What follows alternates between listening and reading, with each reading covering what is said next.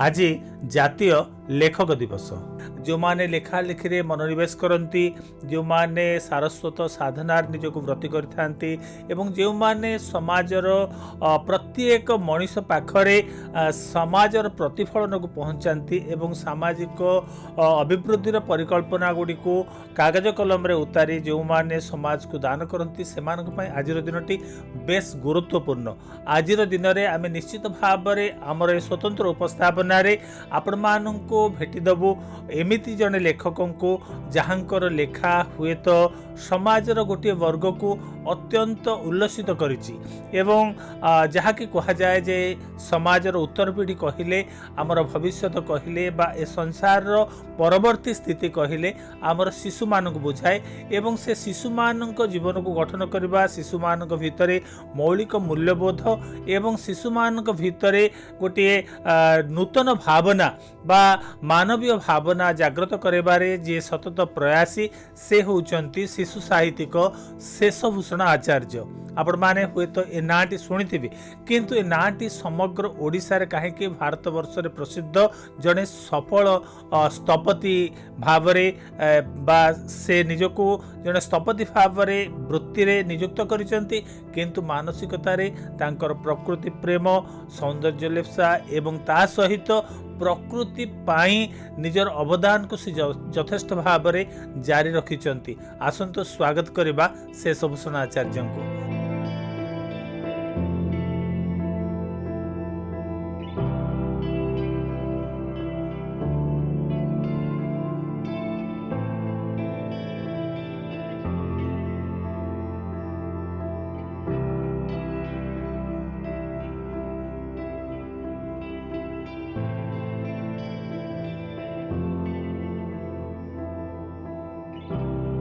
Sir नमस्कार। नमस्कार sir 90.4 सोआ रेडियो परिवार रे आपन को स्वागत करूछु।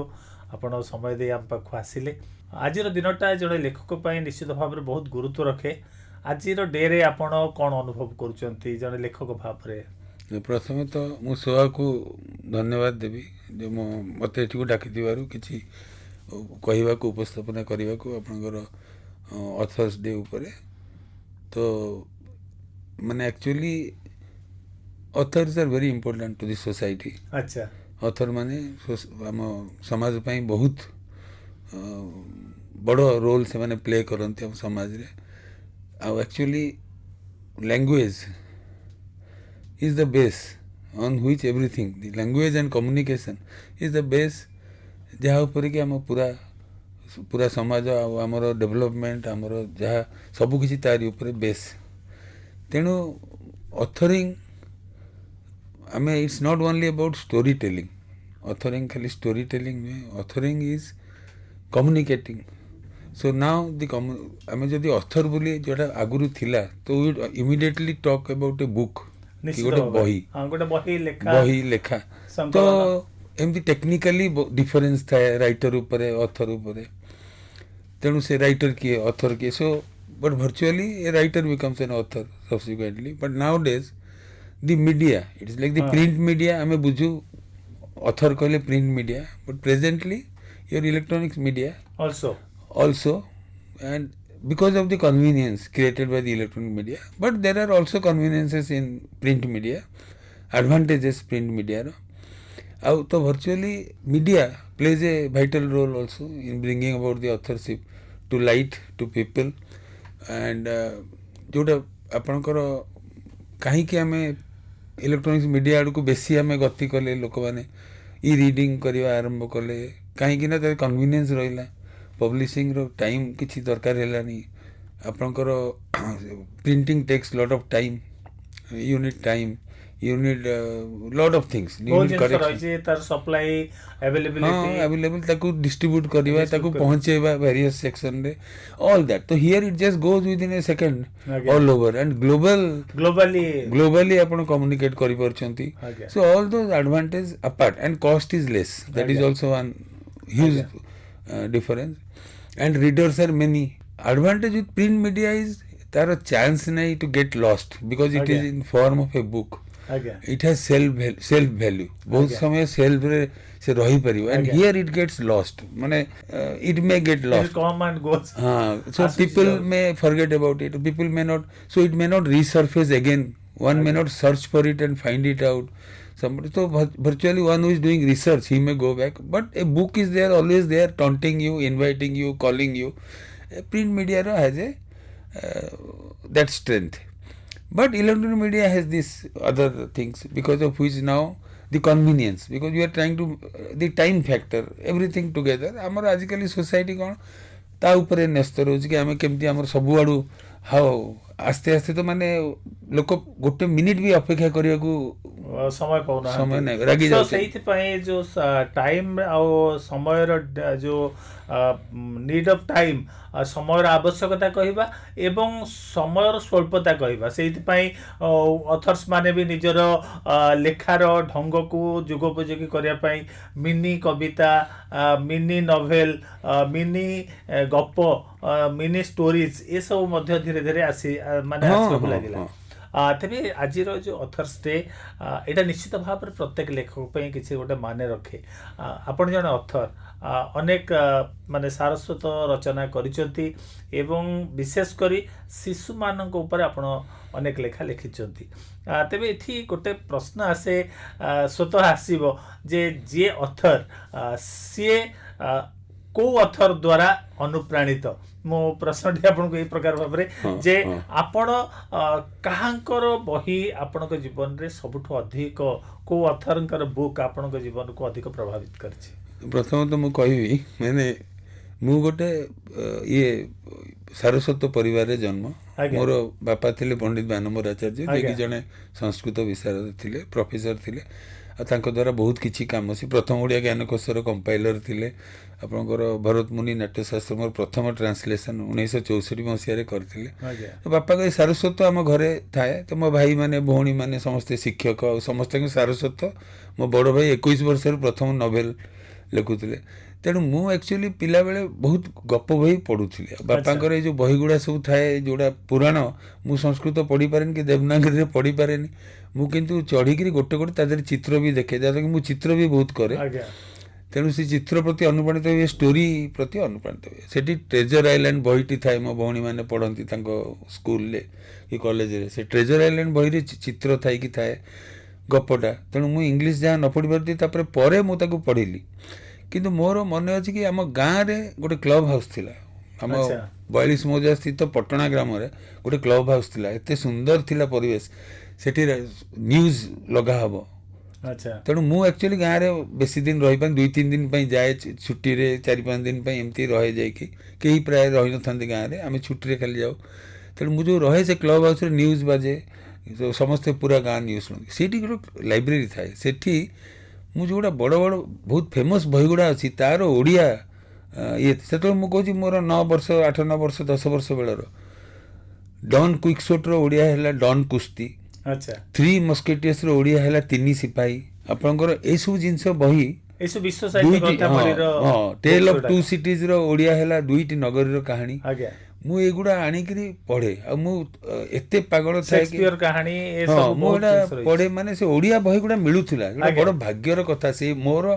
When I was 8 means I was born in 59 आज्ञा तो इमेजिन तो it was 67 around that 1967 and we had that facility in my village and there are बही थिला ओडिया रे ट्रांसलेशन है जे भी करिथिला मो तो मनरे पसिनी किंतु हमर जो विद्यापुरी भरिका अछंती माने सब थे माने मु तांक से भी ग्रंथ मंदिर भी बहुत विश्व साहित्य ग्रंथ मंदिर ये सब जिंस से माने जो करिथिले केते बड़ जिंस करथिले what a big support to authorship आज्ञा गोटे ऑथर रो समय आउटसाइड दी कंट्री समय तक आसी गोटे गाँव रे क्षुद्र गाँव रे गोटे पिला तार कहानी टी पढ़ी निपट मफसल गाँव भितरे पिला पढ़ी की प्रकार माने प्रयास रहितला की प्रकार सुंदर से जो सुंदर जो मु जाननी तो बट माने एबे से बले रिक्रिएट करी हबो कि नाही तो गाँव रे से परिवेश नाही किंतु से गुडा मु पागल भलिया पढुथली तापर मु सैनिक स्कूल ले पाठ पढुथली सैनिक स्कूल हमर बहुत बढ़िया लाइब्रेरी थिला से बहुत स्टोरी बुक्स थिला कार्टून्स बुक्स तेणु गोटे हकर आसे से हकर टू मु आ मोर सांग जणे आमे खाली पैसा बही किनिबारे खर्च करू अच्छा कॉमिक्स ये सी सीनियर माने जते पळांती ସେମାନେ ସବୁ କମିକ୍ସ ଗୁଡ଼ା ଫୋପାଡ଼ି ଦେଇ ଯାଇଥାନ୍ତି ଆମେ ସେମାନେ ଗଲା ପରେ ଯାଇକି ଡଷ୍ଟବିନ୍ ଖୋଜିବୁ ଯେଉଁମାନେ ପାସ୍ ଆଉଟ୍ କରିଯିବେ ତାଙ୍କର ଯାଇ ଡଷ୍ଟବିନ୍ରୁ ବହି ମିଳିବ ରିଡ଼ିଂ ମେଟେରିଆଲ୍। ତ ବହୁତ ପାଗଳ ଭଳିଆ ମୁଁ ପଢ଼େ ଆଉ ମାଡ଼ ବି ଖାଇଛି ପଢ଼ିବାକୁ। ତେଣୁ ବହୁତ ଗପ ପଢ଼େ ଯେଉଁଟାକି ମୁଁ ବଜାୟ ରଖିଥିଲି ଆଜି ପର୍ଯ୍ୟନ୍ତ ବି ବଜାୟ ରଖିଛି କିଛି କିଛି। ଏବେ ଆଉ ସମୟର ଟିକେ ଅଭାବ ରହୁଛି କିନ୍ତୁ ଆଗରୁ ସବୁବେଳେ ନ ପଢ଼ିଲେ ମୁଁ ଶୋଉନଥିଲି। ଏମିତି କିଛି ମନେ ଅଛି ଏମିତି ଗୋଟେ ବହି ଯେଉଁଟାକି ଆପଣ ପଢ଼ିଛନ୍ତି ଆଉ ଆପଣଙ୍କ ମନରେ ସେ ଲାଖିକି ଆଜି ବି ଅଛି? ଯେତେବେଳେ ବହି କଥା ଉଠେ ଆପଣଙ୍କୁ ସେ ବହିର ଚିତ୍ରଟା ଦେଖାଯାଏ ବା ସେ ବହିଟା ଦେଖାଯାଏ, ଏମିତି କିଛି ଗୋଟେ ବହି ଅଛି? ଜର୍ଜ ଅରୁଏଲଙ୍କର ଯେଉଁଟା ଅଛି ଆନିମାଲ ଫାର୍ମ, ଆଚ୍ଛା, ଚଟି ବହି। କିନ୍ତୁ ବୁକ୍ ମୁଁ କାହାକୁ ରେକମେଣ୍ଡ କଲେ ଆଇ ରେକମେଣ୍ଡ ଦୋଜ୍ ବୁକ୍ସ। ଆମ ଓଡ଼ିଆର ମୁଁ ଟିକେ ଯେହେତୁ ବାହାରେ ରହିଗଲି ତାପରେ ଇଂଲିଶ ମିଡ଼ିୟମରେ ପଢ଼ିଲି ଏତେ ଓଡ଼ିଆ ରିଡ଼ିଂ ମୁଁ କଲିନି। କିନ୍ତୁ ଯେଉଁଟା ମୁଁ ବହି କାହାକୁ ପ୍ରେଜେଣ୍ଟ କରେ ସବୁ ବାହାଘରରେ ସେ ବହିଗୁଡ଼ା ମୁଁ ପ୍ରେଜେଣ୍ଟ କରେ ସମସ୍ତଙ୍କୁ। ଆଉ ସେ ବହିଟାରେ ଏମିତି କ'ଣ ଥିଲା ଯାହା ଆଜି ବି ଆପଣଙ୍କ ଭାବନା ଭିତରକୁ ଆସୁଛି ଏବଂ ଆପଣ ଭାବୁଛନ୍ତି ଯେ ଏ ବହିଟା ହୁଏତ ଆଉ ଗୋଟେ ମଣିଷ ଭିତରେ ସେଥିରେ ଏତେ ସିମ୍ପଲ୍ ଲାଙ୍ଗୁଏଜରେ ସୋସାଇଟିର ଗୋଟେ ବିଶ୍ଳେଷଣ କରି ଲେଖକ ଆଉ ସେଇ ସିମିଲାର ଲାଇନ୍ରେ 1984 ଆଉ ଗୋଟେ ବହି ଆଚ୍ଛା ସିମିଲାର ଲାଇନ୍ସରେ ଜର୍ଜ ଅରୁଏଲଙ୍କର ହିଁ। ତ ସେଇଟା ବି ମାନେ you can't keep it down. ଆଚ୍ଛା, ସେମିତି ବହୁତ ଗୁଡ଼ାଏ ବହି ଥିଲା, ସେଇଟା ଖାଲି ନଥିଲା। ଆପଣଙ୍କର ମାଇକେଲ ଏଞ୍ଜେଲୋଙ୍କ ଜୀବନୀ ଯେଉଁଟା ଥିଲା, ଆପଣଙ୍କର ଆଗୋନି ଆଣ୍ଡ ଏକ୍ସଟାସି, ତାପରେ ଆପଣଙ୍କର ଯେଉଁଟା ଇଏ ବହି ଭ୍ୟାନ୍ ଗଗ୍ ର lust for life, Van Gogh artist, that is the most powerful book. ମାନେ most powerful story of a human, of passion of a person. That is, passion is a very important thing. So I feel that book, at least Lust for Life and Moon and Sixpence, based on another artist's life, ସେଥିରେ ଦି passion. ତେଣୁ ମୁଁ ବି architect, ମୁଁ ଯେଉଁ ପିଲାଙ୍କୁ ବି ପାଠ ପଢ଼ାଉଛି ମୁଁ କହେ ଯେ ଆର୍କିଟେକ୍ଟର କାମଠୁ ଅଧିକା ପିଲାମାନେ ତାଙ୍କର ଷ୍ଟ୍ରଗଲ୍ ଆଉ ତାଙ୍କର ପ୍ୟାସନ୍ରୁ ଶିଖିବା ଦରକାର। ଏଠି ଗୋଟେ ପ୍ରଶ୍ନ ଆସିବ ଯେ ଆପଣ ବହୁତ ବହି ପଢ଼ିଛନ୍ତି, ହୁଏତ ଆପଣଙ୍କର ସେ ଅନୁଭବଟା ଥିବ ଏବଂ ଆପଣ କେବେ ଜଣେ ଅଥର ଭାବରେ ବି ତାକୁ ନିରୀକ୍ଷଣ କରିଥିବେ। ବାପା ମା ଗୋଟେ ଶରୀର ତିଆରି କରିଦିଅନ୍ତି ଏବଂ ସେ ଶରୀରଟା ଜ୍ଞାନ ହାସଲ କରେ ବା ବୁକ୍ ରିଡ଼ିଂ ରାଇଟିଂ ୟା ଭିତରେ ରହେ। ଆଜିର ଦିନଟା ଯେଉଁଥିପାଇଁ ଲକ୍ଷ୍ୟ ରଖୁଛି ଯେ ଗୋଟେ ଅଥର୍ସ ଡେ, ଗୋଟେ ଅଥରର ଯେଉଁ ପରିକଳ୍ପନା, ଗୋଟେ ଅଥରର ଯେଉଁ ଚିନ୍ତନ ବା ତା ଭିତରେ ଥିବା ଯେଉଁ ମୂଲ୍ୟବୋଧ ବା ଯେଉଁ ଭ୍ୟାଲ୍ୟୁଜ୍ ତାହା ରିଫ୍ଲେକ୍ଟ କରେ ସେ ବହିରେ ଏବଂ ସମାଜର ଗୋଟେ ଚିତ୍ର ସେ ବହିକି ଯାଇଥାଏ। ଏବଂ ଯେତେବେଳେ ଜଣେ ସେ ବହିକି ପଢ଼େ, ତାକୁ ମନନ କରେ, ତାକୁ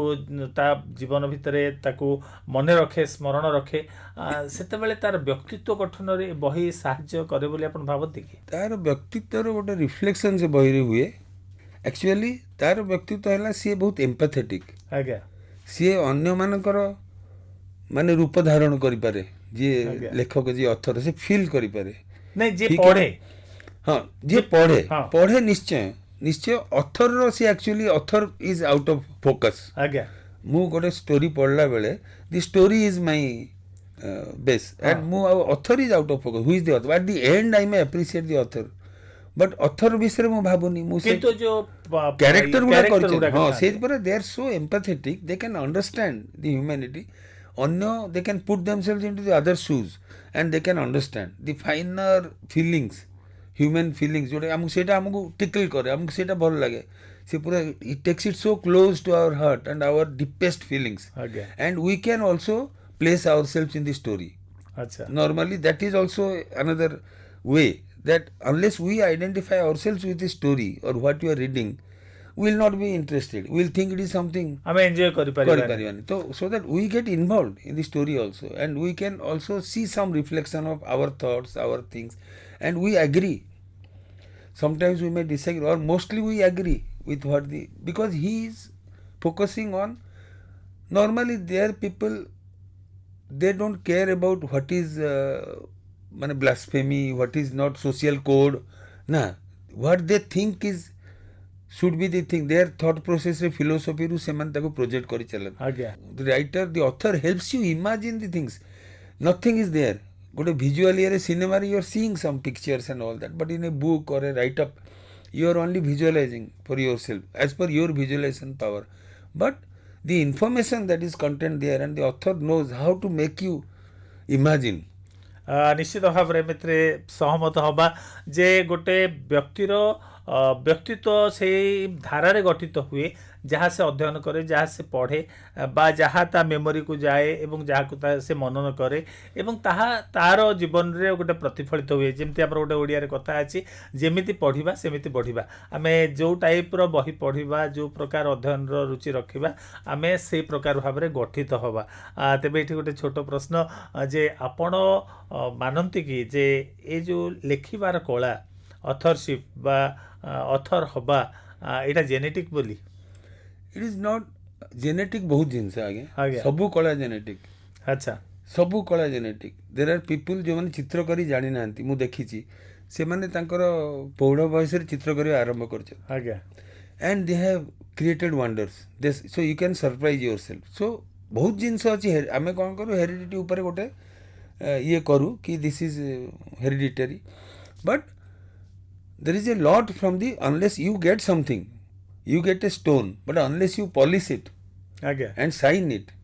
it will not be something worth looking at. ଆଜ୍ଞା, It may be a very it may be a diamond, but unless it is cut, it has no value. value So after it is cut, it can reflect the light ନିଶ୍ଚିତ ଭାବରେ। and cut in definite manner. ଆଜ୍ଞା, ତେଣୁ ସେଇ ହିସାବରେ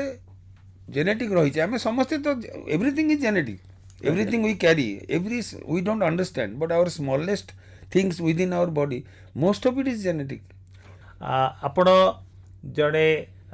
ଓଡ଼ିଶାର ସୁନାମଧନ୍ୟ ସଂସ୍କୃତ ବିଦ୍ୱାନ ଏବଂ ଓଡ଼ିଶାର ବିବିଧ ପ୍ରକାରର ସାରସ୍ୱତ ସେବା କରିଥିବା ଜଣେ ମଣିଷଙ୍କର ସୁଯୋଗ୍ୟ ସନ୍ତାନ, ଯାହାକି କୁହାଯାଏ ବାନାମ୍ବର ଆଚାର୍ଯ୍ୟ। ପଣ୍ଡିତ ବାନାମ୍ବର ଆଚାର୍ଯ୍ୟଙ୍କ ନାଁ ଶୁଣିଲେ ଅନେକ ପଣ୍ଡିତ ମାଟି ଛୁଇଁକି ମୁଣ୍ଡିଆ ମାରନ୍ତି। ସେମିତି ଜଣେ ଦିବ୍ୟ ମଣିଷଙ୍କର ସନ୍ତାନ ଭାବରେ ଆପଣଙ୍କ ପାଖକୁ ସେ ପ୍ରେରଣା ବାପାଙ୍କ ଠାରୁ ଆସିଛି ନା ନିଜ ଭିତରେ ସୃଷ୍ଟି ହେଇଛି ବୋଲି ଆପଣ ନାଇଁ, ଭାବୁଛନ୍ତି? ନିଶ୍ଚୟ ଆସିଛି। କାହିଁକି ସେଇଟା ବହୁତ ବାଲ୍ୟ ଅବସ୍ଥାରୁ ମୁଁ ଲେଖିବା, ମାନେ ବହୁତ ଅଳ୍ପ ବୟସରେ ମୁଁ ତ କହିଲି ମୁଁ କବିତା ଲେଖିବି, ତ ମୁଁ କିଛି ଲେଖିଥିଲି ଯେଉଁଟାକି ପଣ୍ଡିତମାନେ ସବୁ ଘରକୁ ଆସନ୍ତି ବାପାଙ୍କ ସହିତ ସବୁ ବହୁତ ଥର। ସେ ଜଣେ ମୋତେ ଗୋଟେ ଖାତାରେ ଲେଖିବାକୁ ସବୁ କହନ୍ତି, ସେ ଦେଖନ୍ତି ମୁଁ ପୋଏମ୍ ଲେଖେ। ଆଚ୍ଛା, ତେଣୁ ମୋର ଭାଉଜ ଯିଏକି ଜମିଦାର ଘରର ଥିଲେ, ତାଙ୍କର ଗୋଟେ ବଡ଼ ଟିକ୍ର ଇଏ ଆଣିଥିଲେ ଆଲମିରା, ତା ଉପରେ ବହୁତ ସ୍ପେସ୍ ଥିଲା। ବାପାଙ୍କର ଯେଉଁ ବହି ଗୁଡ଼ା ରଖିବା ର୍ୟାକ୍, ସେଇଟାକୁ ମୁଁ ସିଡ଼ି କରି ତା ଉପରେ ମୁଁ ଥାଏ। ତେଣୁ ମୋତେ ଖୋଜା ହେଲେ ମୁଁ ତା ଉପରେ ଥାଏ, ସେଇଠି ଲେଖା ଲେଖି ଏସବୁ ଲେଖେ ବହୁତ ବାଲ୍ୟ ବୟସରୁ। ଆପଣ ତ ବାପାଙ୍କର ଲେଖା ଗୁଡ଼ାକ ପଢ଼ିଥିବେ ନିଶ୍ଚିତ ଭାବରେ। ମୁଁ ବାପାଙ୍କର ଯେହେତୁ ସଂସ୍କୃତ ଆଉ ବହୁତ ଉଚ୍ଚ କୋଟିର ଜିନିଷ ରହିଲା, ଯେମିତି ଆପଣ ଯେଉଁଟା ଏଡ଼ିଟ୍ କରୁଥିଲେ କି ଯେଉଁଟା ଟ୍ରାନ୍ସଲେଟ୍ କରୁଥିଲେ, ମୁଁ ସେଗୁଡ଼ା, ବାପା ତ ଏମିତି କବିତା ଇଏ ପାଇଁ ଲେଖୁନଥିଲେ, ସେମାନେ ବହୁତ ବଡ଼ ବଡ଼ ବହିର ଲେଖୁଥିଲେ, ଯେଉଁଥିରେ ଲେଖୁଥିଲେ। ହଁ, ମୁଁ ତ ମୋର ବାପାଙ୍କର 9th ଚାଇଲ୍ଡ। ଆଚ୍ଛା, ତେଣୁ ନବମ ନବମ ସନ୍ତାନ। ସନ୍ତାନ। ତ ମୁଁ 59ରେ ଜନ୍ମ, ବାପାଙ୍କୁ ସେତେବେଳେ ମଷ୍ଟ ବି ଆରାଉଣ୍ଡ କେତେ ହେଇଥିବ, ସେଇ ଆରାଉଣ୍ଡ ବାପାଙ୍କୁ ମାନେ 1901ରେ ଜନ୍ମ ବାପା। ତେଣୁ he is around 58 year old, I was born. I have a younger sister also. ତେଣୁ ମୁଁ 9th child ହିସାବରେ ସେମିତି ବାପାଙ୍କର କୀର୍ତ୍ତି ପ୍ରତି କୌଣସି ପ୍ରକାର ମୁଁ ମୋର ସ୍କୁଲ, ମୋ ପାଠ, ମୋ ଇଏ ଏସବୁ ଭିତରେ ଆପଣ ରହିଲି। ତାପରେ ଏଠୁ ପାସ୍ କରି ଫେର ଗଲି ବମ୍ବେକୁ ଆର୍କିଟେକ୍ଚର ପଢ଼ିବାକୁ, ଜେ କଲେଜ ଅଫ୍ ଆର୍କିଟେକ୍ଚରକୁ, ସେଠି ପାଠ ପଢ଼ିଲି। ସେଠୁ ଆସିଲି, ତାପରେ ଏଠି ସରକାରୀ ଚାକିରି ଆରମ୍ଭ କଲି। ନାଇଁ, ଏଇ ଯେଉଁ ବାପାଙ୍କ ସହିତ ମିଶିବା ବା ତାଙ୍କୁ ଦେଖିକିରି ଶିଖିବାର ଯେଉଁ ଭାବନାଟା କିନ୍ତୁ ପିଲାଦିନୁ ଘର ଭିତରେ ତିଆରି ହେଇଛି। ସେ ଆପଣ କହୁଥିଲେ ଯେ ବାପାଙ୍କର କିଛି କିଛି ଲେଖା ଯାହା ପଢ଼ିବାର, ହୁଏତ ଆପଣ ପଢ଼ିକିରି ବୁଝିବାର ସୁଯୋଗ ନଥିଲା, କିନ୍ତୁ ଆପଣ ଉତ୍ସାହିତ ହେଉଥିଲେ ଯେ ନାଇଁ ବାପା ବି ଲେଖନ୍ତି। ଶେଷ ଯାକେ ପେଟେଇକି ପଢ଼ି, ଗୋଟେ ଦିଟା ଖୋଲା ହେଇଥିବ ଦେବନାଗରୀରେ, ଇଏରେ ସଂସ୍କୃତରେ ଲେଖା ଚାଲିଥିବ, ଆଉ ସମସ୍ତେ ଆସୁଥିବେ ଡିସ୍କସନ୍, ଦେଖିଛନ୍ତି, ସବୁବେଳେ ଦେଖିଥାଏ। ଆପଣଙ୍କ ଲେଖା ବାପା କେବେ ପଢ଼ିବାର ମାନେ ପଢ଼ିଛନ୍ତି? ସେ ସୁଯୋଗ ଆପଣଙ୍କ ଜୀବନରେ କେବେ ଆସିଛି? ଲେଖାଠୁ ବେଶୀ ଚିତ୍ର ଫିତ୍ର ମୋର ଦେଖିଛନ୍ତି। ଆଚ୍ଛା, କାରଣ ମୁଁ ଗୋଟେ ସଂସ୍ଥା ଆସିଥିଲେ ତାଙ୍କର ମ୍ୟାଗାଜିନ୍ କଭର ମୋ ପାଇଁ କରିବାକୁ, ମୁଁ 8ମ ଶ୍ରେଣୀରେ ପଢ଼ୁଥିଲି, ତେଣୁ ମୁଁ ତାଙ୍କର କରିଦେଲି। ତାପରେ ସେମାନେ ମୋତେ କିଛି ପଇସା ଦେବାକୁ ଚାହିଁଲେ। ଆଚ୍ଛା, ବାପା କହିଲେ ନାଇଁ, ସିଏ ନା ବହୁତ ଭଲ କରିଦେଇଛି ଆମର, ନା ନାଇଁ ଛୋଟ ପିଲାଟାକୁ ସେ ପଇସା ଦେବ, ତମେ ଶିଖାଅନି ତାକୁ, କଳାକୁ ପଇସା ଦେଇକରି ଏବେ ଏତେ କମ୍ ବୟସରେ ତାକୁ ପଇସା ଦେବା ଶିଖାଅନି। ତେଣୁ ଚିତ୍ର ମୁଁ ବହୁତ କରୁଥିଲି, ଆଉ ଲେଖାଠୁ ଅଧିକା ମୁଁ ଚିତ୍ରରେ ବହୁତ ପପୁଲାର ଥିଲି। ଆର୍ଟିଷ୍ଟ ହିସାବରେ ସ୍କୁଲରେ ବେଷ୍ଟ ଆର୍ଟିଷ୍ଟ ରହୁଥିଲି, ପେଣ୍ଟିଂ କରୁଥିଲି, ଇଏ କରୁଥିଲି, ବହୁତ ନ୍ୟାସନାଲ ଲେଭେଲରେ ଆର୍ଟିଷ୍ଟ ପ୍ରାଇଜ୍ ପାଉଥିଲି। ଅନ୍ୟ ଭାଇ ଭଉଣୀଙ୍କ ପାଖରେ ଲେଖିବାର ବା ଆଙ୍କିବାର କଳା ଅଛି କି? ହଁ, ମୋର ବଡ଼ ଭଉଣୀ, ସେ ଜଣେ ଶିଶୁ कवियत्री जे लेखिकी दियंती सी शिशु बही भी बहुत पब्लिश करछथि जे कि आपनकर राजकिशोर मिश्र जे साहित्य अकादमी सेक्रेटरी रहउतले प्रोफेसर राजकिशोर मिश्र सी बहुत सुनाम धन्य जने साहित्यिक थिले सरकारकर जने भल स्थपति भाव आपणकर सुनाम चारिआडे रही एवं जने सफल स्थपति भाव आपण ना कमैछंती तेबे गोटे लेखक परिवार गोटे पंडित परिवार बा गोटे शिक्षादान करुवा परिवार आपण से प्रकार भावना केबे पोषण कले एवं स्थपति होवा पई चिंता कले हाँ नहीं एक्चुअली मोर गोटे प्रॉब्लम थिला कि मु साइंस रे जेते भलो करथली आर्ट्स रे भी सेते भलो करथली अच्छा दीटा को फैकल्टी मोर स्ट्रांग थिला मु लिटरेचर रे बहुत भलो मार्क पाउथली साइंस रे भी भलो मार्क पाउथली तेणु सेटा गोटे प्रॉब्लम मो पई क्रिएट हे गेला तेणु मु मते किंतु जेहेतु आर्ट करथली मते ना शांतिनिकेतन लेखा हबो बोली बापा स्थिर कले हमर ये टीचर थिले जण बहुत सुनाम धन्य ओडिसा रो शिल्पी चित्रशिल्पी उदय नारायण जेना आज्ञा तांकु सी मोर सब बंदोबस्त कले क्या कहीकि शांतिनिकेतन में किंतु ये जो जे कॉलेज ऑफ आर्किटेक्चर अच्छी सेठी जे स्कूल ऑफ आर्ट रु मोर फॉर्म मगाबा बोली कथा है तेणु सेठी कॉलेज ऑफ आर्किटेक्चर भी थाए सेठी प्रिंटिंग भी थाए कमर्शियल आर्ट भी थाए तेणु बापा कहले ये कमर्शियल आर्ट रे पढ़ू कहीं तार कला भी रहिबो प्लस पैसा भी कमे मत मु कहली मु जो आर्टिस्ट हेबिनी कहीं मुझे देखी आर्टिस्ट माने सेतले बहुत माने निधन थांती प्राय जो आर्टिस्ट मान देखी बहुत अवस्था मु देखी माने माने ये स्वच्छल अवस्था न था ना तेणु मु गोटे डिस्करेज आर्टिस्ट रे किछि पैसा पत्र माने टिके ठीक रहिबोनी मु कहली मु आर्टिस्ट हेबिनी अच्छा तो मु साइंस पढुतली तेणु ता बीजेपी रे तले साइंस पढुतली तापरे मो भिणे माने जो माने सब टेक्निकल लोक से माने कहले जे आर्किटेक्चर टा ठीक हवा पई कारण साइंस और आर्ट रो मिश्रण अच्छा तेणु बापा कहले हौ तापर मु आर्किटेक्चर पढ़िया को बॉम्बे गली अच्छा जो जे कॉलेज ऑफ आर्किटेक्चर ओडिशा पई जोड़े सीट रहउतला तांकर प्रति वर्ष ता पई दबा को पड़ुतला सिलेक्ट हेले तांकर जोटा एडमिशन मिलुतला तो मु जाई बॉम्बे यूनिवर्सिटी रे सेठी पढ़िवा आरंभ कले architecture that was the story behind that अच्छा किंतु प्रथम 2-3 वर्ष पर देखिली मु एका बेसी भलो चित्र करि परछि अन्य माने चित्र ऊपर एते कंसंट्रेट करना मु कहली ताले एटा कोन भूल कोर्स पळे आसली मु किंतु द ब्यूटी वाज सेठी जे स्कूल ऑफ आर्ट थाए से पाखरे फेमस बिग आर्टिस्ट तापर हॉस्टल ले सब आर्टिस्ट माने थांती दिन राति पेंटिंग करथांती it was a very wonderful environment so I can never forget the माने इट्स लाइक आपण गोटे जगह रे गोटे ड्रीम स्टेट रे अछंती सब आडे आपणकर सब क्रिएटिव लोक हाँ प्लस टेक्निकल भी जिनस रोची तेणु से हिसाब रे से गोटे माध्यम हिसाब रे मु तेणु देखिली नहीं दिस इज ए सब्जेक्ट बहुत एंजॉय कले मोर जो फैकल्टी दीटा को ये बढ़िया मैच कला I enjoyed that very much I am very happy कि मु जने स्थपति it is a creative pursuit also and also you have to be technically sound and you should understand you should know everything अच्छा माने architect is suppose to know everything is a part of his course so it is so huge a course ताकू बहुत कष्ट रे 5 वर्ष रे पढ़ौचंती तेणु आर्किटेक्ट रो परव्यू भितर everything comes with in his purview निश्चित भाव रे तबे ए जो माने गृहर स्थपति बा गृहर जो नक्शा तैयारी करबा भितरे आपण जीवन नक्शा को गढ़िया पे भी चेष्टा करछंती समाज रो उत्तर पीढ़ी बा परवर्ती जनरेशन बोली जहा को हम कहबा शिशु माने से मानक पई कलम चलैछंती सेठी पेंसिल चलैछंती एठी कलम चलैछंती आपनक शिशु साहित्य रो अभिमुख्य बा तार दिगटा कोन मोर लैंग्वेज ऊपर जेहेतु इंग्लिश मीडियम रे पढ़िली ओडिया हमर अष्टम श्रेणी बंद हो गला तापर मु सबले इंग्लिश रे कथा को बाध्य हली तापर जो बॉम्बे गली से हिंदी इंग्लिश आउ माने ओडिया बेसी आम ओडिया सांग भितर जति कथा हो किंतु ओडिया रा भाषाटा जो शब्द मोर जो vocabulary was not very strong तेणु मु हिंदी रे सब सेठी लेखुतिली अच्छा सेठी कवि सम्मेलन जाउतिली पाठ पढ़ला वाले बॉम्बे रे अच्छा मु कवि सम्मेलन हिंदी के जो कविता लेखिकी सब जाउतिली शायरी लेखिकी हिंदी रे लेखुतिली तो एठी आसला पर जणे मते प्रोफेसर देखाले से कहले तुम ओडिया लोक हिंदी कौन एटा कहछ तुम ओडिया रे लेख मु कहली भाईना मोर ए वोकाबुलरी ना लेखिले हबो मो तेणु मुझे ओडिया रे पिलांग पे लिखा आरंभ कली छोट छोट तेणु बहुत गुड़ा इश्यू उपर परिष्कार परिच्छन्नता ये सी तापरे ए जो रैग पिकर्स झील मैंने आसती सब आम क्वार्टर पछपट को कि व्हाट इज देयर फ्यूचर आपणकर लेखा भितर गोटे लेखा अच्छी लाउ धुड़ुकी आज्ञा से लेखा अनेक लोकंकु से गोटे लेखा एवं गोटे बही भी से लेखार प्रभाव अनेक लोकंक भितर छाप छाड़ी देइछि एवं ओडिया शिशु साहित्य सेटा गोटे बहुत बढ़िया सृजन बोली कह जाय पारे गोटे भल मुहूर्त रे सेटा तैयारी हेतला तार बेस कोन थिले त केमिति लिखिथिले आपण नहीं सेटा हैला लाउ धुड़ुकीटा गोटे कहानी जोटा सबू माँ माने सबू छुआंकु कहछन्ती ओडिशा सारा मु संबलपुर लोकंकु भी पचारिछि दे नो लाउ धुड़ुकी सबू आड़े तेणु लाउ धुड़ुकी रे एतिकी जहाँ स्टोरीटा थिला बोउ जहाँ कहिथिला मते मु कहली जे एटा तो मोर नातुणी एमाने तो जानिबेनी इट विल गेट लॉस्ट तो it is a treasure which has to be recorded अच्छा so that it remains with us it can not vanish तेणु सेटा को मो गोटे पूरा ब्रेथलेस हिसाब रे राइम्स करिकी राइम्स रे तक करिथिले बहुत जगह पैटर्न रे पके के तो करथिले लास्ट टाइम जो सोआ रेडियो रे आस्तिल सेटा भी ताकू एठी कहिथिली but if you want I can also recite it again निश्चित भाव आम चाहबू जे आपण से लाउ धुड़ुकी को टिके गांतु जोटा कि हम श्रोता माने दर्शक माने एंजॉय कर परिबे अच्छा तो से जहाँ कहानीटा थिला सेटा को मु पूरा पद आकार रे पकेकी करिथिली कि जंगल मुंडरे गोटिए बुढ़ी रहुथिला घर द्वार सजाड़ी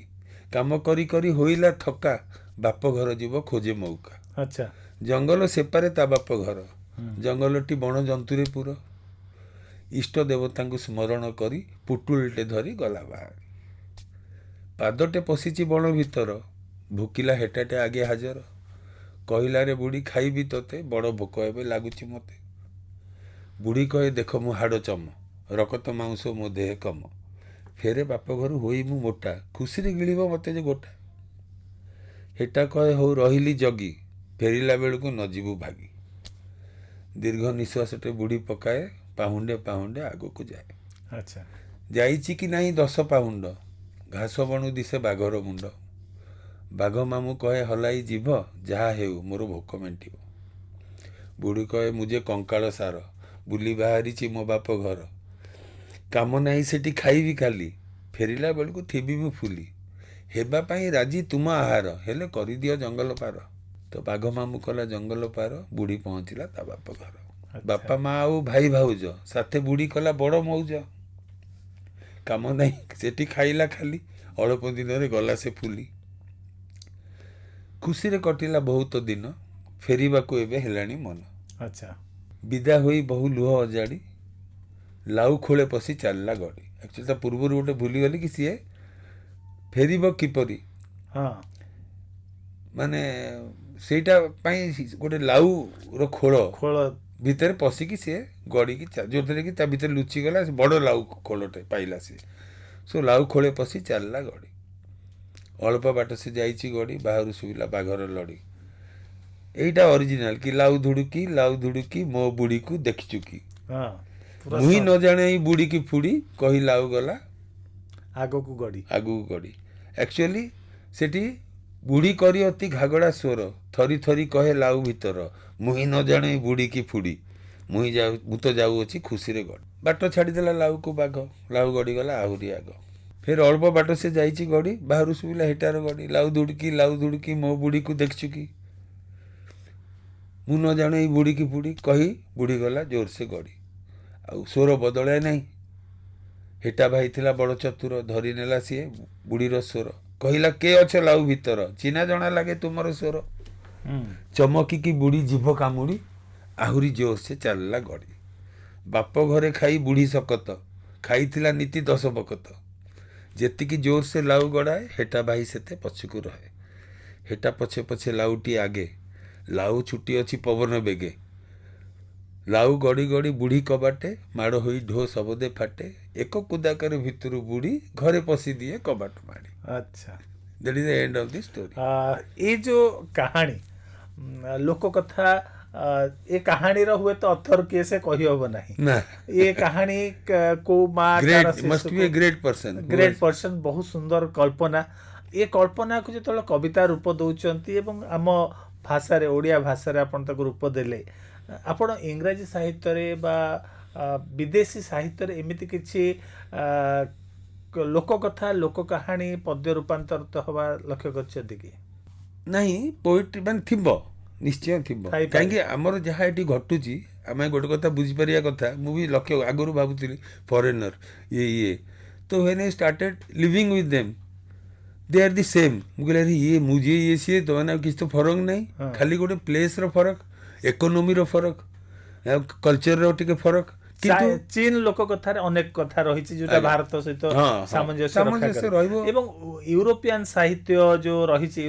ୟୁରୋପର ସାହିତ୍ୟ ସେଠି ବି ସେଇ ଲୋକ କଥା ବି ଅନେକ ସମୟରେ ପ୍ରତିଫଳିତ ହୁଏ ସାହିତ୍ୟରେ ଯାହାକି ଆମେ ଫିଲ୍ କରୁଛେ ଇଣ୍ଡିଆନ ସାହିତ୍ୟରେ ଅନେକ ଲୋକ କଥା ଲୋକଗୀତି ଏସବୁ ରିଫ୍ଲେକ୍ଟ କରୁଛି ବା ଗୋଟେ କବିତା ରହିଛି ସେ ମାର ଲୋରି ଗୀତ ସେ ଲୋରି ଗୀତରୁ ଗୋଟେ ଉପନ୍ୟାସ ହୁଏତ ତିଆରି ହେଇଯାଇପାରେ ଏବଂ ଗୋଟେ ଷ୍ଟୋରି ସିନେମା ହେଇଯାଉଛି ସିନେମା ତିଆରି ହେଇଯାଇପାରୁଛି ସୋ ଏ ଯୋଉ ସାହିତ୍ୟର ବିକାଶ ଆଜିର ସମୟରେ ଆପଣ ସମଗ୍ର ବିଶ୍ୱ ସାହିତ୍ୟ ଏବଂ ଓଡ଼ିଆ ସାହିତ୍ୟକୁ ଲକ୍ଷ୍ୟ କରୁଛନ୍ତି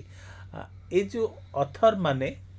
ଆଜିର ସମୟରେ ତାଙ୍କର ଚିନ୍ତନଟା କ'ଣ ହେବା ଦରକାର କେମିତି ସେମାନେ ଅପଡେଟ୍ କରିବେ ସବୁ ଜିନିଷକୁ ଅପଡେଟ୍ କରିବାକୁ ପଡ଼ୁଛି ସେମାନଙ୍କର ଚିନ୍ତନଟା କେମିତି ଅପଡେଟ୍ ହେବା ଦରକାର ନାଇଁ ଆମର ମୁଖ୍ୟତଃ ହେଲା ଆମେ ଆଜି ଅଛୁ ମାନେ everything is subject to change and revision and whatever we may be there are certain things ଗୋଟେ ସିଭିଲାଇଜେସନ୍ରେ ଯେମିତି ଗୋଟେ ବିଲ୍ଡିଂ ଗୁଡ଼ା ତାଙ୍କର ସିଭିଲାଇଜେସନ୍ର ଗୋଟେ ପିକ୍ଚର କ୍ରିଏଟ୍ କରେ ସେଇ ଏରିଆର ବିଲ୍ଡିଂ ସେମିତି ସେଇ ଏରିଆର ସାହିତ୍ୟ ବି ଗୋଟେ ଛାପା ଛାଡ଼େ ସମଟାଇମ୍ସ ସେ ସାହିତ୍ୟରୁ କିଛି ଟାଇମଲେସ୍ ହେଇଯାଏ ମାନେ ଟାଇମଲେସ୍ ସେ ପୁରା ତାର କିଛି ନାହିଁ ଆଜି ବି ତା ଆଦୃତ କାଲି ବି ଆଦୃତ ରହିବ ଆଗକୁ ବି ତେଣୁ ସେ ପିଢ଼ି ଉପରେ ନିର୍ଭର କରିବନି କିନ୍ତୁ ଯେଉଁ ସାହିତ୍ୟ ଡିଲ୍ କରୁଛି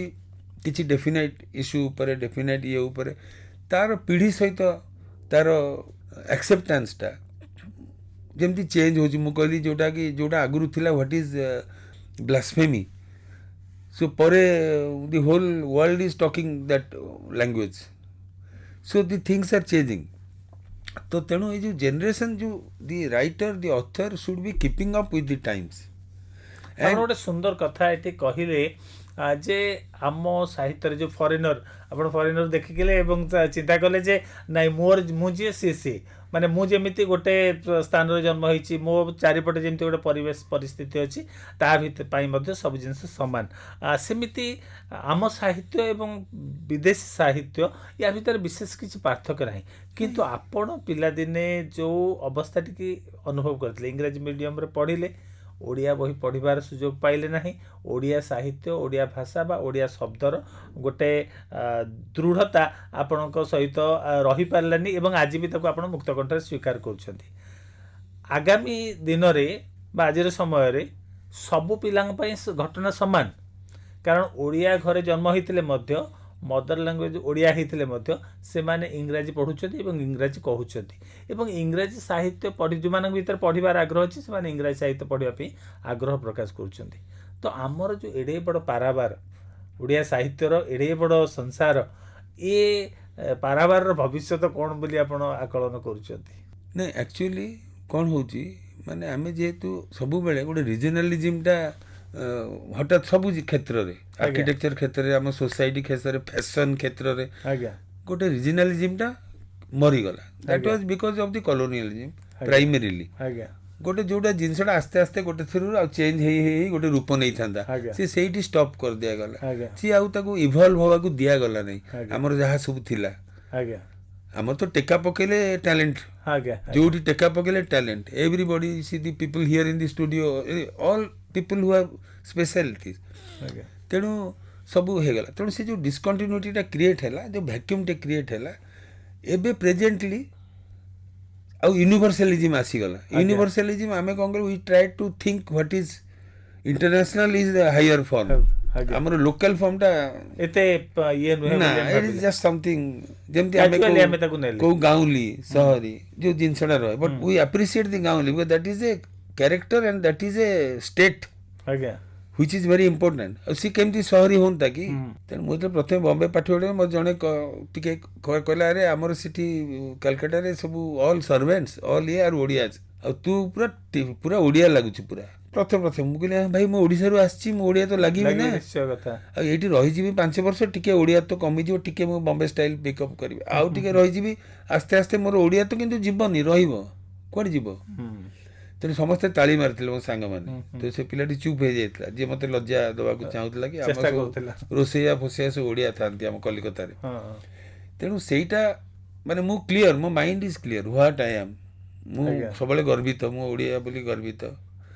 ଆଉ ମୁଁ ଆଇ ଫାଇଟ୍ ଟୁଥ୍ ଆଣ୍ଡ୍ ମୋର ନିଜର, that is my original, that is me, that is my state. Not state mean ପ୍ରଦେଶ କହୁନି, ମୋର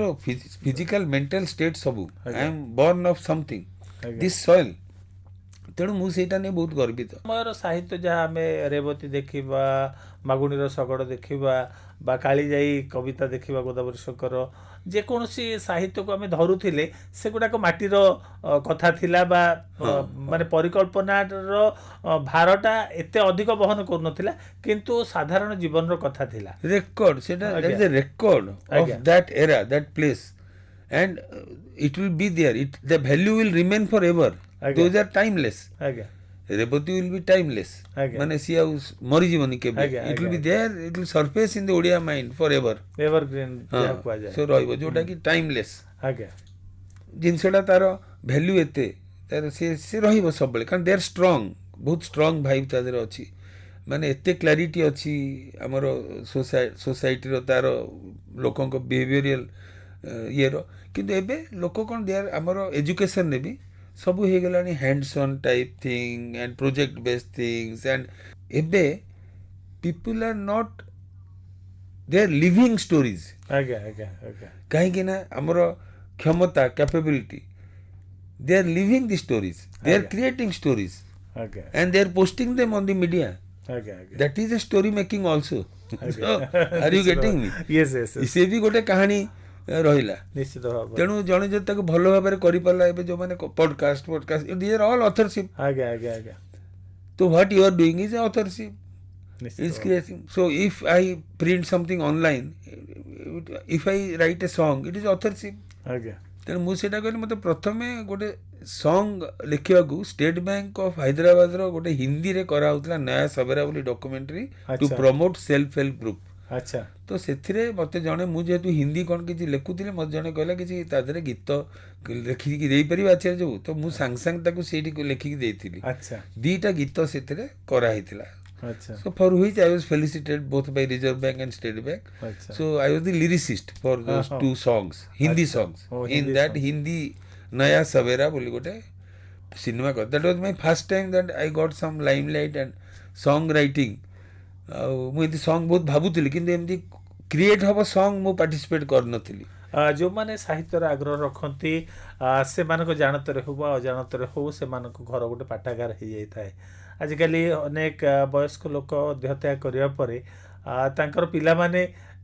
ବଡ଼ ବଡ଼ ଆଲମାରି ସବୁ ଖାଲି କରି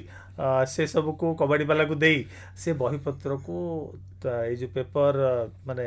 ରଦି ପେପର ବିକ୍ରି କରୁଛନ୍ତି ବା କିଣୁଛନ୍ତି ଯେଉଁ ଲୋକମାନେ, ସେମାନଙ୍କୁ ବିକ୍ରି କରିଦେଉଛନ୍ତି। ସେମିତି ସିଚୁଏସନ୍ ଆସିଛି, ବିକଜ ଏଇଟା ଗୋଟେ ଆଭରସନ୍ ଟୁ ପ୍ରିଣ୍ଟ ମିଡ଼ିଆ। କି it is a decision by the general, print media is no longer for us. ତ ପ୍ରିଣ୍ଟ ମିଡ଼ିଆ ଆମର ନାହିଁ। ଏବେ ଆମେ ଟେକ୍ସଟ, ଯେଉଁ ଆପଣଙ୍କର ବାପାଙ୍କର ଯେଉଁ ପାଣ୍ଡୁଲିପି ବା ଯେଉଁ ଲେଖା, ଯେଉଁ ରିସର୍ଚ୍ଚ ତାଙ୍କର ଥିଲା, ଏବଂ ଯେଉଁ ଯେତେ ବହି ସବୁ ଗ୍ୟାଦର କରିଥିଲେ, ତାର କିଛି ପ୍ରିଜର୍ଭେସନ୍ ହେଇଛି କି? ତାର ପ୍ରିଜର୍ଭେସନ୍ ମୁଁ କିଛି କିଛି ରଖିଛି, ମୋର ବଡ଼ ଭଉଣୀ ପାଖରେ ବାକି ସବୁ ଅଛି। ତ ମୋ ଭିଣେଇ ବି ଚାଲିଗଲେ, ଭଉଣୀ ବି ଏବେ ରିସେଣ୍ଟଲି ଚାଲିଯାଇଛି। ତେଣୁ ମୁଁ ସେଗୁଡ଼ା ସେଇଠୁ ଉଦ୍ଧାର କରିବି ଯଦି ମୋ ଭଣଜା ମୋତେ ଦେବ ତ। ତେଣୁ ମୋ ପାଖେ actually I never got the opportunity, ମୁଁ ଯାହା ଯୋଉଠି ପାଏ କିଣିଦିଏ। ଅନ୍ୟ ଭାଇ ବା ଅନ୍ୟ ଭଉଣୀଙ୍କର, ଅନ୍ୟ ଭାଇଙ୍କ ପାଖରେ ନାହିଁ। ଭାଇ ମୋର ବହୁତ ଆଗରୁ ମରିଯାଇଛନ୍ତି, ବଡ଼ ଭାଇ। ସେତେବେଳେ ଯାହା ଥିଲା ଗାଁରେ, ତ ସେ ଦ୍ୟାଟ୍ ୱାଜ୍ ନେଗ୍ଲେକ୍ଟେଡ୍। ମୁଁ ଥରେ ଗଲି, ଦେଖିଲି ସବୁ ଇଏ ହେଇଯାଇଛି, ଆପଣଙ୍କର ଉଇ ଫୁଇ ପାଣି ହେଇକି ନଷ୍ଟ ହେଇଯାଇଛି। ଏଇ କିଛି ଦିନ ତଳେ ଜଣେ ସାହିତ୍ୟିକ କହୁଥିଲେ, ଓଡ଼ିଆ ସାହିତ୍ୟର ଯେତେ ରଚନା ବା ଯେତେ ଅନୁବାଦ ବା ଯେତେ ମାନେ କବିତା ବା ଯାହା ପ୍ରକାଶିତ ହେଇଛି, ତାର ମାନେ ଯଦି ତାକୁ 30 ଭାଗ ବୋଲି ଗ୍ରହଣ କରାଯିବ, 70 ଭାଗ ଜିନିଷ ଅପ୍ରକାଶିତ, ଏବଂ ତାହା ଲୋକମୁଖକୁ ଆସିବା ପୂର୍ବରୁ ସେ ପୋଥି ବନ୍ଦ ହେଇ ରହିଯାଇଛି। ଆମର ସାହିତ୍ୟିକ ତ ଖାଲି ଗୋଟେ ବହି ଲେଖିବାକୁ ଦରକାର ନାହିଁ। ଆପଣଙ୍କର କେତେ ପ୍ରକାର, ଯେମିତି ପ୍ରିଣ୍ଟେଡ୍ ମିଡ଼ିଆରେ ବି ଆପଣ ନ୍ୟୁଜ୍ ପେପର, ଆଡ଼ଭର୍ଟାଇଜମେଣ୍ଟରେ ସବୁଠି ସାହିତ୍ୟର ବ୍ୟବହାର ହେଉଛି। ଆପଣଙ୍କର ବହୁତ ଲୋକ ଲେଖୁଛନ୍ତି, बहुत लोक सॉन्ग राइटिंग कर बहुत सॉन्ग प्रोड्यूस होची बहुत भाषा रे आम दिन राति मीडिया रे सुनी परिबा आज्ञा आज्ञा आउ आपणकर लोक लिखि चलछन छोट छोट क्षुद्र कविता एठी बाहरची सेठी बाहरची मीडिया रे बाहरची आपणकर छोट छोट मैगजीन रे बाहरची से माने कोन लेखक नुहे ना से माने कोन से they are keeping the authorship alive आमे तांको प्रति माने ऑब्लाइज्ड होबा कथा they are the people who are keeping the giving life to pen and keeping it alive the whole culture of writing से माने ताकू रखिचन विधिवत भाव ताकू रक्षा कर रखिचन तांकर काम कोडी पब्लिश न होई पारे छोटकाटिया है पब्लिश हो पारे से माने कौन स्टेज ऊपर तांकू फूलमाल न चढ़ा हो पारे कौन तांकू प्राइज न मिल पारे कि माने कौन प्रकार अवार्ड न मिल पारे किंतु तांको contribution can not be ignored and like you said they are the माने से माने बहुल माने they are the larger chunk of writers निश्चित भाव में एठी आपन को आ गोटे प्रश्न पचारे पे चाहिबी आमे जानिछु जे आपण सबुज विप्लव क्षेत्र रे जन प्रकृति प्रेमी मनुष्य भाव में आपण अनेक वृक्ष लगेबा गछ लगेबा ए सब कार्य सहित मध्य निजे सहभागी ए प्रकार मानसिकता बा ए प्रकार भावना आपण मन भितर काहे के आसिला काहे कि ना गछर प्राण अछि अच्छा गछ को पिला बेले भल पाए अच्छा आ कुआ जाए मु जो गछ लगाए जदि कखारु मंजी मु पोतिली गछ निश्चय बाहरिबो त मोर गोटे सेटा सुनाम थिला अच्छा ताकू डाकी कहले ये पोतिले बंचिबो गछ अच्छा तो आई डोंट नो मो गछ को बहुत माने ट्रीट इट लाइक ए प्राण थिबा जिंस अच्छा गोटे टाइम रे मु माने बड़ बड़ गछ आस्ते आस्ते तले आउ टिके पौड़ अवस्था रे मु गछ के सहित कथा भी हुए माने मु कहूची माने वर्चुअली व्हाई नॉट तो जदि गोटे कहार उत्कंठा अच्छी ताक काटी देला पर भी फेर से जन्म होची तार निश्चय आशा आकांक्षा अच्छी अच्छा तेणु तार गोटे सोल अच्छी where from does it come the desire to grow to desire to multiply there has to be a soul so I used to the plant has a soul and you can converse with the soul at least it can be one sided why not सेटा पागलामी नुहे तेणु गछ मत बहुत भल लगे बहुत प्रकार गछ एबे भी बहुत प्रकार गछ रखे आमे सुनिछु जे आपण को एकांत को खूब भल पांती एकुटिया बिल गहर भितर बसी रहिबा घंटा घंटा धरी प्रकृति सहित समय काटिबा ए अभ्यास आपणकर पिला दिनु ना हां सेटा टिके पिला बेलु थिला मु टिके निजको जाई गोटे गड़िया कोळे रे बसथिबी अच्छा तापरे माछ गुडा सब पहुंच देखु तो दैट सॉर्ट ऑफ थाए दैट इज माय अप्रोच तो बहुत थर भी माने मो गोटे लेंस रखी था जोड़ा धरिकी मु सब छोट छोट पोक फोक गुडा बुलिकी देखे तो से बड़ हो गले केते रंग है कि सुंदर सुंदर पोक जोड़ा कि आमे खाली आखिर देखि पारनी अच्छा माइक्रोस्कोप टे भी गोटे किनिथिली जोड़ा पिलांग सब पुड़ी को बड़ करी देखिबा अंडा को बड़ करी माने आई वांटेड टू सी कारण देखिबाटा माने प्रकृति को जदि आपण जोड़ा आखिर देखा जाउनी मो स्केल रे मु तो जदि बड़ करी देखि पारुची ताधरे गोटे प्रकार उल्लास गोटे प्रकार बहुत बड़ आनंद थाए आपण केते सिक्रेट जानि पार अन्य माने देखि पारन आपण देखिले तो virtually it gives you the story and it that से गोटे बहुत बड़ जिंस से एडी टिकेटा बोली से ना बट इट इज ह्यूज तो एक्चुअली ताकू माने अल्प को अधिक करी देखिबार जो संतोष भाव बा जो तृप्ति ताकू आहरण करिबारे आपण बहुत भल पांते हां हम way to acknowledge the existence of everything and appreciate the existence of everything and value that and गच्छ पत्र ये माने इवन दिस एनिमल्स बर्ड्स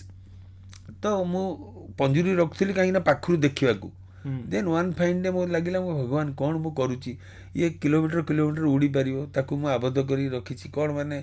सो आई तापरठू आ रखिलिनी माछो भी रखथली छोट छोट पिला मो घर को आसले माछो देखियो को आसंती एक्वेरियम सेटा मो बाहागर पूर्व मु रखथली माछ अच्छा तेणु बहुत वर्ष रखिला पर देन मते आई फेल्ट बहुत खराब लागिला मु कहली